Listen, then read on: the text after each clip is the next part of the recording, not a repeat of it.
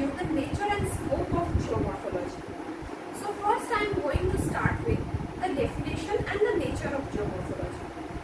The word geomorphology was first coined and used between 1870s and 1880s to describe the morphology of the surface of the earth. But it was popularized by American geologist William Morris Davis, who proposed the geographical cycle known as the Davidian cycle.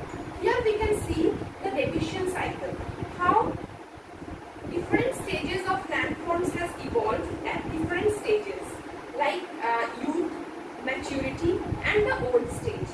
How the landform degradation has taken place is shown with respect to altitude and time. Now coming to what is geomorphology. Geomorphology is an important branch of physical geography, which includes climatology, biogeography, oceanography. It is concerned with the scientific study of the origin and evolution of the relief features of the earth. The term geomorphology has been derived from Greek words and combination of three words.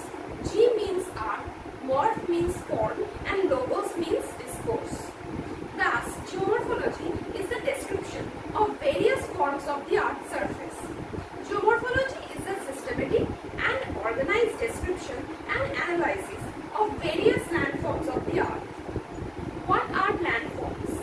The word landforms includes not merely the micro features of the land but also major relief features, which includes continents, plains and plateaus. And a discussion of their origin and evolution is equally relevant. Geomorphology is the scientific study of the origin and evolution of topographic and bathymetric creation by physical, chemical and biological processes operating at or near the earth's surface. P.G. Worcester defined geomorphology as the interpretive description of the relief features of the earth, whereas Strahler defined geomorphology is an analysis of the origin and evolution of earth features. Geomorphology does not merely the study of physical, chemical and biological processes affecting the evolution of landforms, but also the structure of the earth's crust, the geological processes as well as the climatic influences, because it is the combined influence of all these factors determines the landforms. According to W.D. Thornbury, however, geomorphology is the science of landforms including the submarine topography. A.L. Bloom also defined geomorphology as the systematic description and analysis of the landscapes and processes that changes them. According to German geologist Max Steg, geomorphology is the study of physical processes fashioning the forms of solid surfaces of the earth as well as their resultant landforms.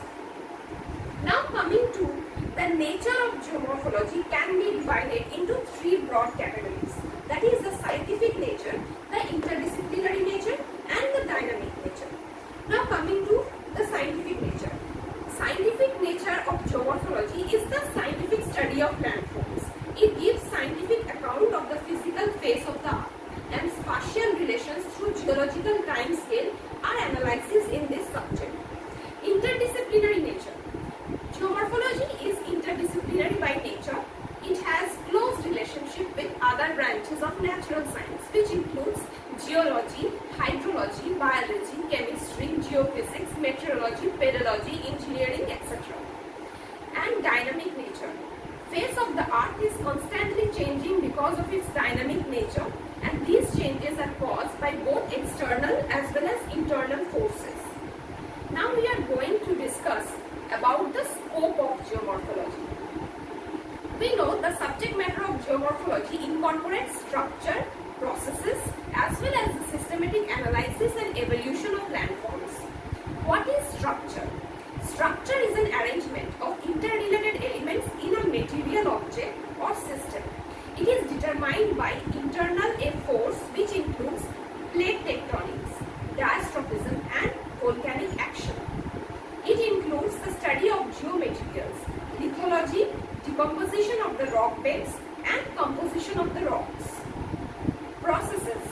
Processes are mainly related to external or exogenetic forces. These forces contribute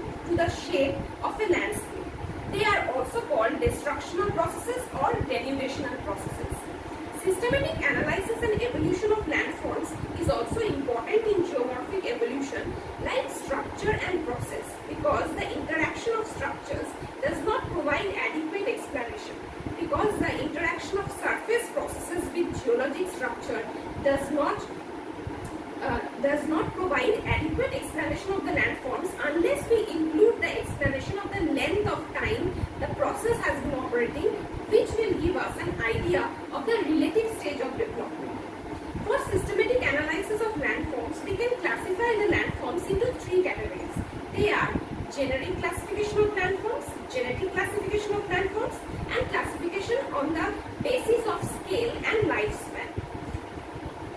Now, what is genetic classification of landforms? It is the classification of landforms by dominant set of geomorphic processes. For example, tectonic landforms, fluvial landforms, karst landforms, aeolian landforms, coastal landforms, and glacial landforms. What are tectonic landforms? Tectonic landforms are the landforms formed by tectonic forces. Fluvial landforms are the landforms formed by rivers. Karst landforms are formed by limestones. Aeolian landforms are formed by wind. Coastal landforms are formed by sea. And glacial landforms are formed by ice.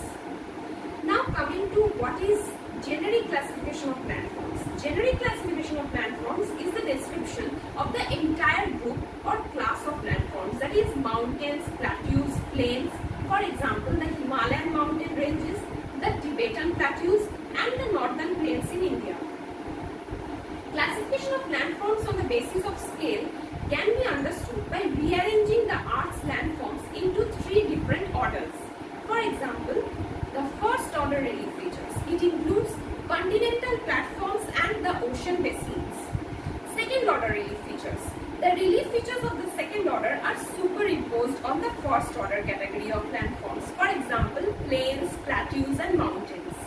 And lastly, the third order relief features, which are superimposed on the second order relief features, such as valleys, canyons, and dunes.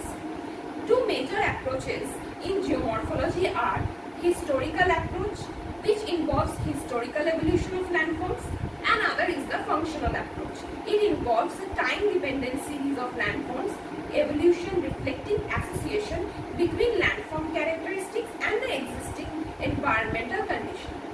So now I am going to end the class here, because I have covered all the topics that I have mentioned before.